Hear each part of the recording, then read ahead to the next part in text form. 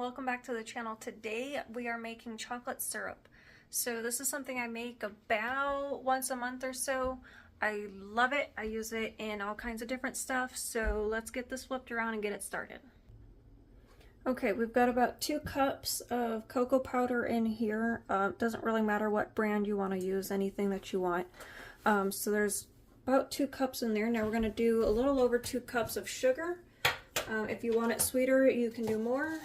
This is just pretty much what I like, so let's get that in there. 1 and 2. Next, we're going to do a little bit of salt and then 2 cups of water. All right. So I'm going to go ahead and turn the burner on. And then we're going to get 2 cups of water in here. Now, I like to use warm, room temperature or cold water for this. It just helps it mix easier.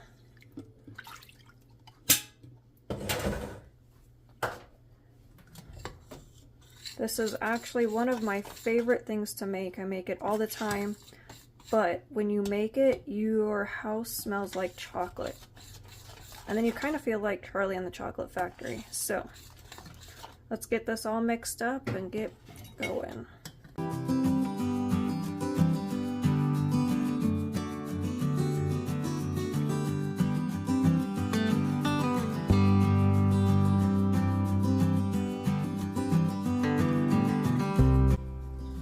Okay, so I can hear it starting to warm up, so we're going to turn the temperature down to about medium until it starts giving us a little bit of a boil, and then we'll turn it down even more. I know what you're thinking, this looks really good, why don't you just leave it like that? This is very thin, so like it's like chocolate soup right now, so, and that's definitely not what we want. So we want to thicken it up a little bit. You can stop when it's about consistency of what you would buy at the store. I like to go a little bit thicker. You can go as thick as like hot fudge consistency if you want. Completely up to you. So let's get this boiling down.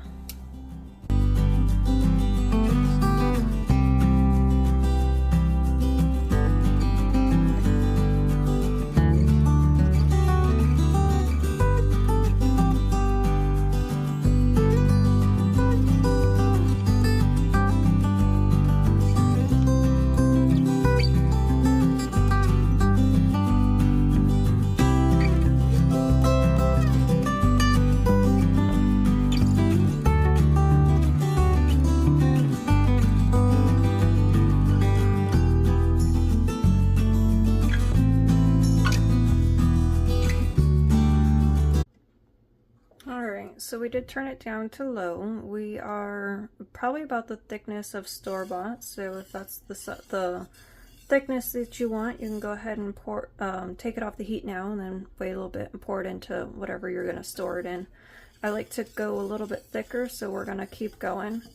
I wish y'all could smell this. It literally smells like a chocolate heaven right now. Like, this is what I imagine Willy Wonka's chocolate factory to smell like.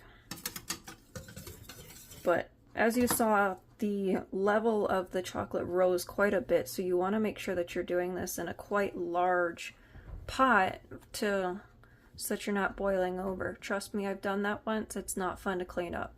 So use a pot much bigger than you think and make your house smell amazing. And remember, this will get quite a bit thicker as it cools. So looks can be deceiving, but you can actually see it just getting thicker, but we're going to let it go a little bit more.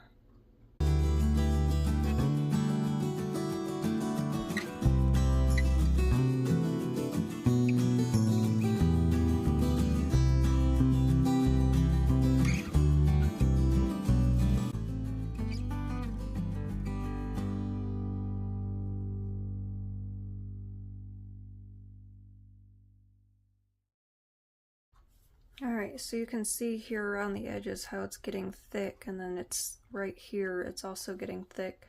So that's kind of what we're looking for. So I think this is gonna be good for me. I'm gonna pull it off and then we're gonna add some vanilla. So let's do that. Turn that off. We're gonna remove it from the heat. All right, we're over to the cold side of the stove. That's looking pretty good. We're gonna put in a little bit of vanilla. Vanilla is optional. It does give a completely different flavor and taste. I like it. You do not have to put it in. This entire recipe is my own recipe. I went online and found 4 or 5 different recipes and kind of made my own out of them. A lot of them had like 4 or 5 cups of sugar, and that's not what I was looking for. I was looking for more of a chocolate instead of a sugar. So that's how I came up with my own. I've been doing it like this for probably about a year now, and I love it. I make this about every month, so this recipe makes a quart. Obviously you can do it in half and make it a pint. So we're gonna go ahead and put it into our jar now. Let me get you backed up so we can do that. All right.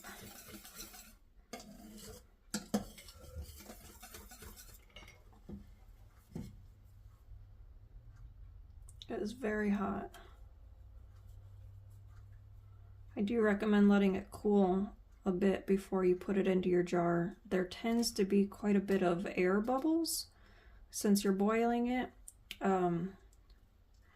So once you get it into your jar, that may go down once you've got it cooling.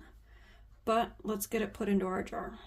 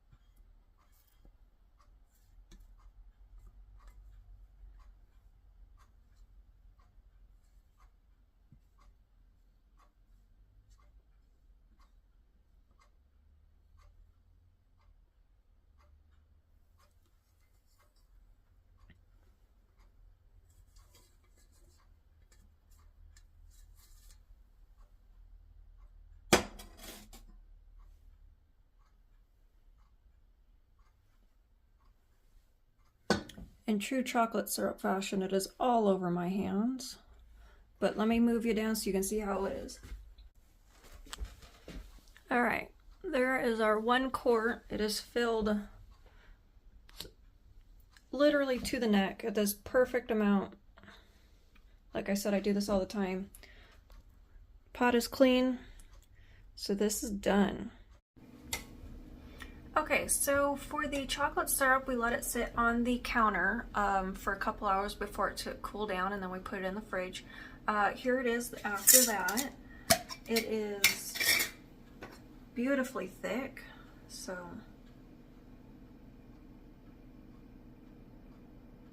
and it's wonderful. It tastes amazing. I've already used it for chocolate milk and all of that. Don't worry, I will be licking that spoon when I turn off the camera. So now we are going to be making some caramel sauce or syrup or whatever you want to call it.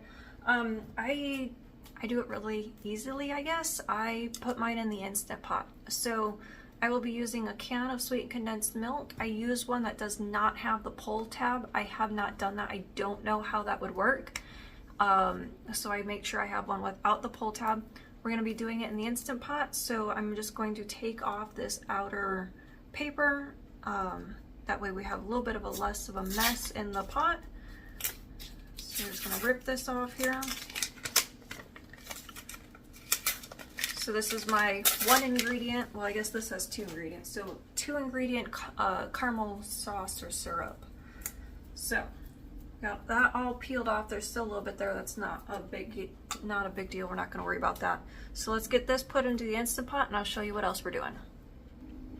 Okay, so we have our can here in water. So it's filled almost to the top, not quite to the top of the can. The can is on its side.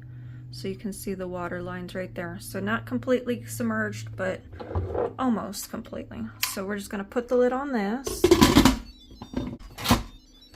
Okay, now we're still set on yogurt. So let's move this up to pressure cook.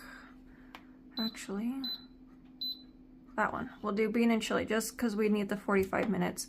Pressure high, delay off, keep warm. We are gonna turn off though. Okay, so go ahead and start.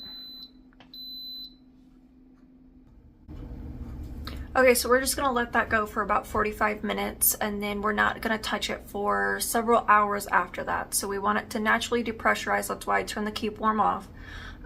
So after 45 minutes, we'll leave it alone, let it cool down. Even when it's not pressurized anymore, I'm still not gonna touch it for quite a while until it's like actually cool.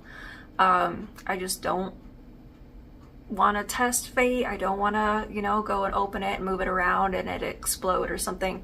So I just leave it alone for like 3 or 4 hours. Then I take it out, put it on the counter, let it cool some more, and then I stick it in the fridge. I actually normally put it into a pint mason jar and then I put it in the fridge when it's done. But when it comes out, I will show it to you. Sometimes I like to put in some vanilla when I mix it up and put it into the jar. Sometimes not, it all depends. But when that is done, I will bring you guys back so we can see that. Next, we're going to be making some strawberry syrup and raspberry syrup. So I like to use these in over yogurt, or actually I really like putting it into my lemonade. I tend to freeze it and then make little like raspberry or strawberry syrup ice cubes and then stick them in my lemonade. I love it. I do it all the time. I am almost out. So that's what we're doing today. I'm also going to just cut up some strawberries so that I can put it on my yogurt or pancakes or what other concoction I bring up. But so let's get started on that. All right, we got all of our strawberries and raspberries all cleaned up here. These strawberries are actually pretty big, so I may save these and do some chocolate covered raspberries because that's really good. So I may not make raspberry syrup, but I'll definitely make some strawberry syrup. That's what I like to do with some of these that are like getting a little soft or like spots like this. I'll cut that out and then I'll use that up for with raspberry or strawberry syrup. So let's get these all cleaned up and making some syrup.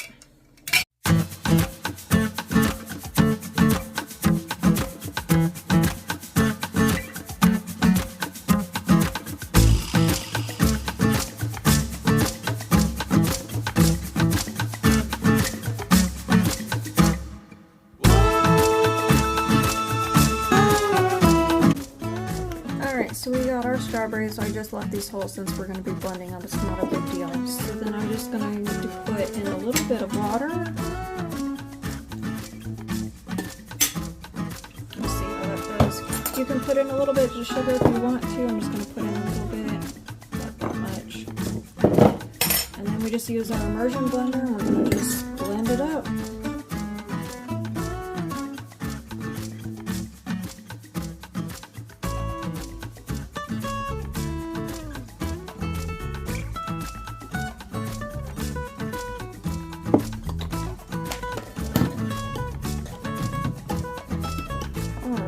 So that is still nice and thick. That's why I didn't want to add too much water. It's obviously going to be very sweet with the strawberries and then the little bit of sugar I did add. So this will last in the fridge for, I don't know, about 3 or 4 days. If you're not going to use it in that amount of time, then I like to put it into a sandwich or a Ziploc baggie and lay it flat in your freezer so that it freezes solid, and then you can just break it up into little bitty cubes and use in, why is that not working? That's the wrong, okay. And then use it in like lemonade or over whatever you want to use it for. I will probably put this on some ice cream. I also saved up the rest of the strawberries. I'm going to put a little bit of sugar in that and use that on ice cream and yogurt and whatever else it sounds good on.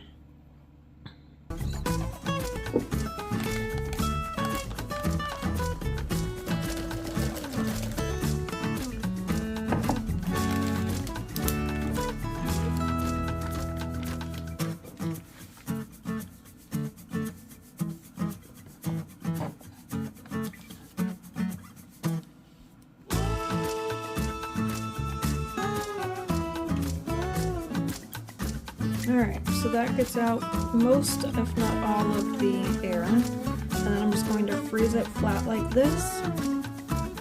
And then tomorrow I can pick it up and sit it up on its side so that it takes up less room. But for now, that's going to be good.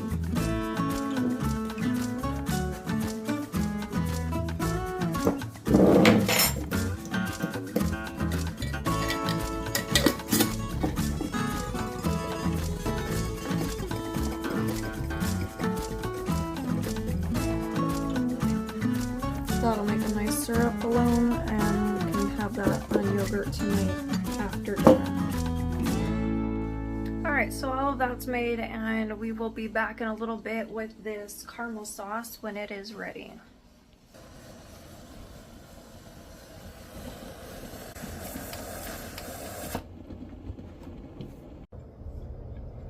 Alright, so it is now 8, so it's been about 3 hours since it's been done. It is here, it's still pretty warm. It's actually a little sticky because of the glue and stuff on it. But let's get this turned around so you can see what it looks like. Alright.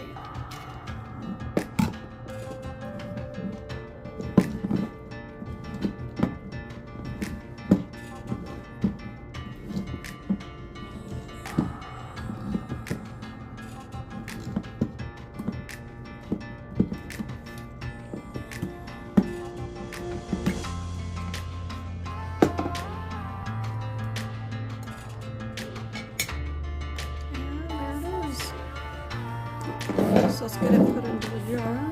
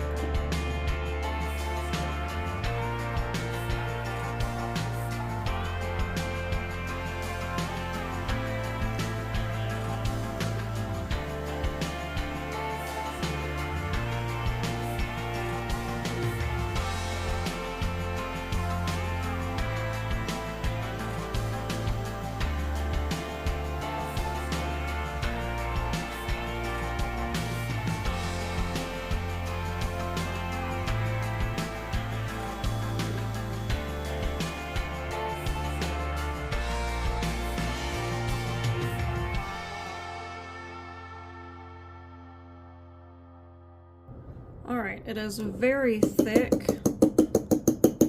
It smells delicious.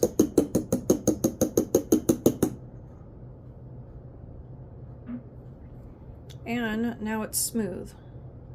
So you can see it's great color. If you want it a little bit lighter of a caramel, you can just cook it for a little less time. We like the flavor that it gives with this darkness, so we're gonna leave it like this. You could put in vanilla extract as you mix it up, or whatever else that you want. It'll just give it a different flavor. I like to use this for a caramel macchiato, so I will not be putting vanilla, but it is very good if you do. So alright, so I will be putting a lid on this and I will be putting it in the fridge. It lasts in the fridge for quite a while, longer than it takes for us to eat it, so I'm not too worried about it. Like I said, I put it in caramel macchiatos. You can put it on anything that you want caramel in, really. It's fantastic. It's super easy. It's still actually warm, so I'm gonna put it in the fridge and let it get cooled down. But super easy and really, really good. But that's all I have for you guys today. I hope you enjoyed all of these sauces that we make, and we will see you guys next week. Thanks. Bye.